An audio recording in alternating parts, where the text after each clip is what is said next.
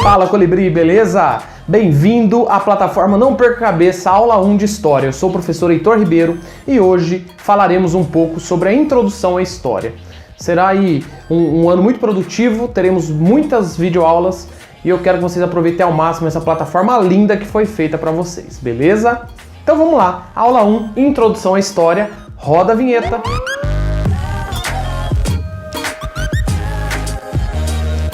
Essa aula vai ser de introdução à história. Nós vamos trabalhar um pouquinho os conceitos históricos mais importantes e também entender um pouco como é cobrado a história hoje. Foi-se o tempo em que se cobrava história só dos grandes nomes, grandes personalidades e dos grandes eventos. Hoje em dia, a gente está trabalhando já com uma história um pouco renovada. Por quê? Tudo que nos cerca é história. Desde do seu celular que você está me assistindo ou do seu notebook, né? Imagina se o cara que inventou ele não tivesse guardado os documentos, os registros para ele ser aprimorado. O primeiro celular que foi inventado. Aí o cara ia ter que inventar tudo de novo? Não, ele tem um documento, um registro. Então, esses documentos e tudo que nos cerca, né, tem um embasamento histórico, tem uma história por trás, é a forma que se estuda história hoje, de forma micro, não só macro, não só os grandes eventos. E aí, para entender mais isso, a gente tem que pensar nesse conceito aqui, sujeito histórico. Ah, professor, sujeito histórico é o Napoleão. Não, sujeito histórico sou eu, é você. Todos nós somos sujeitos históricos. A nossa microhistória, ó, vou botar vários pontinhos aqui, a nossa microhistória unida vai formar a macrohistória.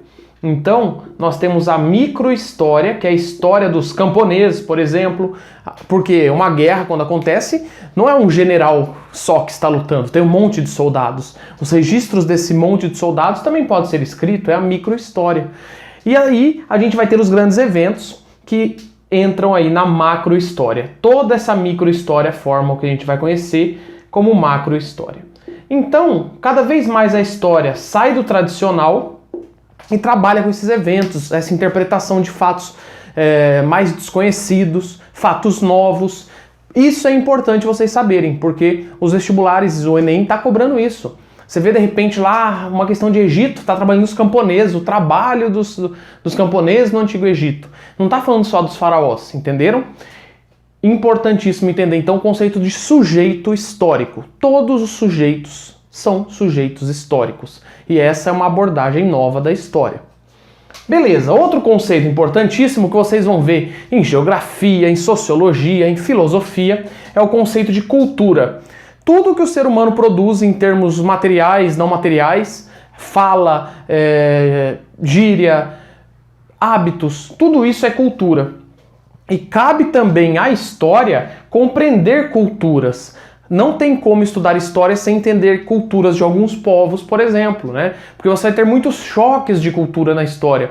Por exemplo, quando os europeus chegaram aqui, os índios andavam nus. Para os europeus isso era um escândalo, então vai ter um choque cultural. Então a gente sempre dentro da história tem que estar muito antenado à cultura, tá bom? Uma coisa que é importante de se compreender é que tem uma abordagem da história muito ligada à cultura europeia ainda. Isso a gente vai falar um pouquinho mais na próxima lousa, tá? A gente ainda é muito eurocêntrico, que é aquela cultura que valoriza mais a Europa, né? Tudo está sendo desconstruído um pouco hoje. A nova história, os vestibulares já estão cobrando um pouco histórias da América, da Ásia, mas ainda temos muito essa cultura de estudar história de forma eurocêntrica. Então ficar atento a esse conceito de cultura, que é tudo que o ser humano produz, tudo que nós produzimos em termos de hábitos, em termos de linguagem, em termos de... enfim, tudo é cultura, beleza? Um registro, uma forma de escrita, enfim. E aí, não tem como falar de história e não trabalhar com esse outro conceito aqui, o tempo. Nós vivemos o tempo todo falando de tempo, não é? Temos vários tipos de tempo. O tempo cronológico, que é as horas contadas no relógio, os minutos, né, o calendário, os dias da semana. Tem o tempo geológico, que é aquele tempo que fala quanto tempo a Terra existe, bilhões de anos, milhões de anos, é um tempo bem amplo. Tem gente que usa tempo para falar do tempo climático, né? O tempo frio, o tempo quente, né? Não sei se está correto aí na física, depois os professores de física podem responder, mas aqui nós vamos estudar o tempo histórico, beleza? Então, nós vamos focar nesse tempo, o tempo histórico, nas nossas aulas. O tempo histórico, pessoal, é uma marca, lembrando que o tempo é algo que nós não podemos controlar, apenas medir. Então, os historiadores, eles criaram marcas para que a gente consiga compreender a história de forma mais simples. E aí entra o tempo histórico, que vai trabalhar com as conjunturas, com as mudanças, com os períodos da história. Tranquilo? É um tempo que está muito ligado aos séculos, que são 100 anos, e décadas, tá bom? E milênios. Às vezes a gente está estudando história lá da antiguidade, lá da pré-história, também trabalhamos um pouco com milênios. Mas depois, a partir ali da antiguidade, a gente vai trabalhar com séculos, beleza? Que a gente vai ter uma aulinha sobre isso também. Então, tempo histórico, cultura e sujeito histórico. Quando falo de tempo, entramos numa parte da aula que é muito importante vocês saberem, que é como os historiadores tradicionalmente medem o tempo da história hoje. Como é estudado, como é dividido esse tempo. Muitos de vocês vão falar, isso é simples, isso eu já sei, mas às vezes uma ou outra pessoa tem dúvidas, tá? E aí hoje eu vou ensinar uma estratégia aqui na próxima lousa, super fácil para que vocês nunca mais esqueçam quais são os períodos da história. Fala, Colibri, beleza? Voltei. Ah, professor, você tá dando oi de novo? Tô, é porque mudou a lousa, daí tipo outra aula, só que não. Tá loucão, professor. Pessoal, vamos falar de periodização. Terminamos aquela lousa, falei do tempo, e aí a gente vai entrar nessa parte que vai falar do tempo que os historiadores definem a história. O tempo é algo que não dá pra gente, então, controlar, apenas medir. A periodização é a forma mais tradicional que os historiadores, ao longo dos estudos da história, centenas de anos, desenvolveram para facilitar os estudos de história. Só o nome já diz, né? Periodização, períodos. Então eles dividiram a história em períodos para que pudéssemos ter uma forma mais fácil de estudar a história. Algumas mudanças trazem um novo período. Basicamente é isso, beleza? Ó, e aí começa o problema, porque o aluno normalmente ele já tem uma dificuldade danada de lembrar os períodos históricos. Eu tenho isso, eu dou aula presencial no ensino médio, às vezes o aluno tá lá e ele fala, professor, não lembro os períodos. Quando eu vejo isso, pum, buga. É muito simples. Hoje vamos falar de funk, junto aqui com periodização histórica. Ó, quem gosta de funk aí? Eu gosto de funk, mas não é desse funk que a gente vai falar hoje. Vamos mudar aqui a fonética, ó, mas vamos manter a palavra da forma que ela se fala aí, né? O funk, mas com PH, ó. Funk. Esse é o funk que usaremos nas nossas aulas de história, beleza? Muito simples, pessoal. Vamos lembrar aqui, ó, funk com PH. Qual que é o primeiro período da história? Antes mesmo de ser história, a pré-história. É o nosso PH aqui, ó. Beleza? Depois da pré-história, desenvolveram-se as primeiras civilizações, o ser humano mais avançado, e nós estamos num período ainda muito antigo. PH já foi, ó. Agora o A. Antiguidade. Passou a antiguidade, temos uma idade que está no meio termo, ela é média. Ó, muito fácil, não é? Eu sei que tem gente que sabe isso fácil, tem gente que, putz, professor, nunca lembra aí, ó. Mas a idade média, ó, o nosso primeiro M. Depois as coisas ficaram mais modernas na história, e nós temos a idade moderna. Não tinha nem luz elétrica nessa idade, mas a gente chama ela de moderna, e isso confunde muitos alunos. Porque eles falam, professor, moderno é agora, tudo moderno aí, ó, celular, tal. Não. E última, a contemporânea. Essa é que estamos hoje. Para alguns historiadores, sociólogos, nós estamos na pós-contemporaneidade, principalmente a partir dos anos 70, com o avanço tecnológico, mas tradicionalmente, na história tradicional, nós ainda usamos essa periodização. Não temos ainda outra idade, mantemos pré-história, antiguidade ou idade antiga, idade média ou período medieval, idade moderna ou modernidade, idade contemporânea ou contemporaneidade, beleza? Então esses são os nossos períodos do funk. Tranquilo? Pessoal, esses períodos históricos, são os tradicionais, mas há muita controvérsia na hora de debater eles e tem caído muito em vestibulares essa controvérsia, os embates em torno dessa controvérsia. A controvérsia existe por quê? Lembra lá na lousa passada que eu falei, vou falar algo sobre o tempo, a periodização ser muito eurocêntrica, lembra? Então, eu falei de eurocentrismo na história, né?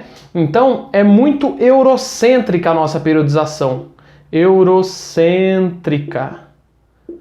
Quer dizer, ela usa os fatos da Europa como se eles fossem a base de tudo. Então, meio que ignora o que está acontecendo nos outros locais. Ah, aqui mudou a história, porque aqui é um outro período. Só que aí, com o tempo, a gente vai ter que fazer algumas analogias diferentes. Por quê? O que era pré-história para eles, que é o período antes da escrita, o período dos homens mais primitivos, esse período, eles falam que é o período antes da escrita. Então, quer dizer, se não tinha escrita, é o parâmetro. Só que, por exemplo, em 1500, quando chegaram os portugueses no Brasil, nossos índios não tinham escrita, entenderam? Para os europeus, em 1500, os europeus já estavam vivendo qual idade? Quem sabe? A idade moderna, tinha acabado de começar. Mas eles chegaram e viram um povo que estava na pré-história, entenderam? Isso traz controvérsias. Então a gente vai falar dessas controvérsias, a gente vai começar a estudar a pré-história da América, que é uma pré-história diferente, porque ela durou mais tempo, entenderam? Tudo isso a gente vai estudando durante as aulas. Então a pré-história, ela é um termo relativo. Quando a gente está estudando pré-história global, a gente vai ali num período em que a escrita se desenvolve, as primeiras civilizações, começam a surgir ali as grandes civilizações, os egípcios, os persas, e aí eles começam a dominar e conquistar tudo e crescer. Então, tudo isso é um parâmetro ali, da Europa. Então, nós vamos ver a antiguidade acontecendo de uma maneira, Idade Média de uma maneira, tudo na Europa, mas tem que lembrar que naquele momento o Brasil, aqui, por exemplo, os índios ainda estavam vivendo felizes nos caçando, beleza? Então, tem que ter essa consciência. Nossa periodização é eurocêntrica e há alterações aí que a gente tem que ir fazendo ao longo do tempo para conseguir compreender os fatos. Eu gosto muito de comparar o estudo de história a ir a uma festa. Porque a gente, professor, e a história do Brasil? A gente só vai estudar a história do Brasil a partir dessa data aqui, entendeu? Até lá a gente vai estudar a história da Europa.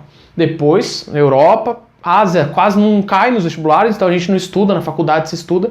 Então a gente vai estudar a história só relacionada mesmo mais à Europa. A partir daqui entra a história América-Brasil, né? 1492 chega os espanhóis à América, 1500 portugueses no Brasil. Aí a gente começa a estudar a história da forma que eu sempre explico para o aluno, é como se estivesse estudando uma festa, tá? Não, estudando uma festa não. Mas assim, uma festa, a festa vai ser em tal local, vai começar às 6 da tarde e vai terminar às 5 da manhã do outro dia. E vai ter 5 DJs e 2 bandas, olha só que festa. Aí você pega uma parte dessa festa, o que estava acontecendo às 2h30 da manhã na frente do palco principal. Não sei também o que estava acontecendo, mas seria mais ou menos isso. Está estudando o que está acontecendo no mundo, quais são as mudanças. E agora, o que estava acontecendo no Brasil nesse mesmo momento? Entenderam? A gente vai estudar a história assim. Ah, então está acontecendo a Revolução Francesa. Tem algum resquício disso no Brasil? Daí a gente vai estudar assim. Sempre global, sempre geral.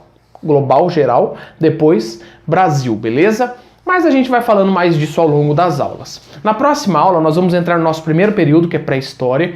Eu vou fazer sempre aulas muito dinâmicas, muito rápidas, com o que mais cai hoje no Enem e vestibulares, para a gente ter um foco e uma forma simples de compreender a história. Espero que tenham gostado, deixem dúvidas, façam os exercícios e até uma próxima aula. Não perca a cabeça!